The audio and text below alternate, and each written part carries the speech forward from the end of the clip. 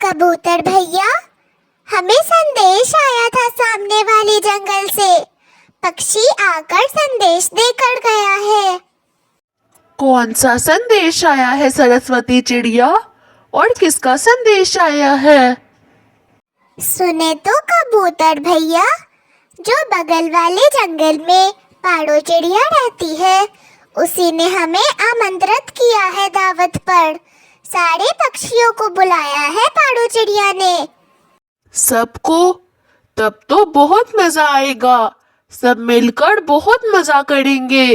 चिड़िया, क्या दूसरे पक्षियों को बता दिया है आमंत्रण के बारे में? नहीं कबूतर भैया, सबसे पहले मैंने आपको ही इस बात का बताया। ठीक है, तो फिर हम कालू कव्वे और गोरी कव्वे के पास चलते हैं। सबसे पहले उन्हें बता देते हैं इस बात के बारे में। वे तो बहुत खुश हो जाएंगे इस बात का सुनते ही।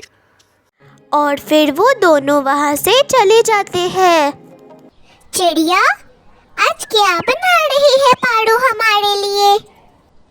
आज पाड़ो हमारे लिए मीठे आमों का रस और गाजर का हलवा बना रही है। हलवा?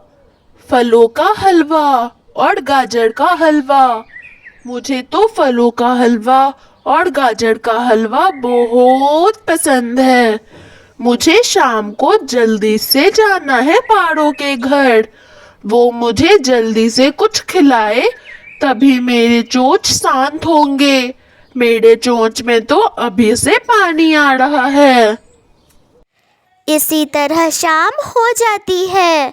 शाम को गोरी कव्वी, कालू कव्वा, चिड़िया और कबूतर, सारे पक्षी ही दूसरे जंगल के लिए निकल पड़ते हैं। आओ आओ मेरे दोस्तों, सफर कैसा रहा? तुम लोगों ने तो बहुत देरी कर दी आने में। मैं तो तुम्हारा दोपहर से इंतजार कर रही थी। सफर तो बहुत अच्छा था पाड़ो। अब बस तुम जल्दी से आम का रस, गाजर का हलवा और फलों का हलवा निकाल दो। मुझे बहुत जोरों की भूख लग रही है और मुझे तुम्हारे हाथ का बना खाना बहुत पसंद है। उसके बाद चिड़िया अपने सारे दोस्तों को गाजर का और फलों का हलवा देती है। हलवे की सुगंध पूरे जंगल में फैली हुई थी। पाड़ो, मैं सच बोल रहा हूँ। तुमने जो हलवा बनाया है वो बहुत ही मीठा और स्वादिष्ट है। मुझे ऐसा हलवा बहुत पसंद है। तोता तो अभी जंगल में था ही नहीं। अगर वो भी आता हमारे साथ तो वो तो रुकता ही नहीं, खाते जाता। उसे तो हलवा बहुत पसंद है, वो भी तुम्हारे हाथ का बना हुआ। सच में तुम्हारे हाथों में तो जादू है, जादू। तुम्हारे जैसा हलवा कोई भी नहीं बना सकता। सच में पाड़ो चिड़िया, तुम्हारे हाथ का हलवा खा के तो मेरा मन ही प्रसन्न हो गया। जब सुबह सुबह सरस्वती चिड़िया आई थी मेरे पास और तुम्हारे दावत के बारे में उसने मुझे बताया, तो मैं तो बहुत खुश हो गया। और उस समय तो मैंने कुछ खाया भी नहीं। मुझे पता था ना कि तुम इतना अच्छा भोजन जो बनाती हो।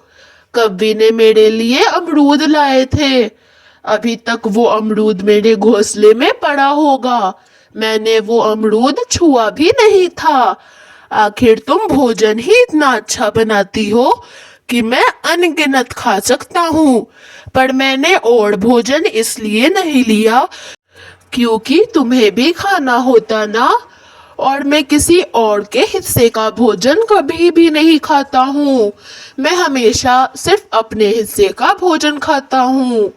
पर हाँ, अगर तुमने कभी भी फिर से दावत की और अगर चिड़िया और कबूतर में से कोई नहीं आया तो तुम मुझे और कव्वी को जरूर बुला लेना। चिड़िया और कबूतर का हिस्सा हम खा जाएंगे और तुम्हारे लिए भी हलवा और आमरस बच जाएगा।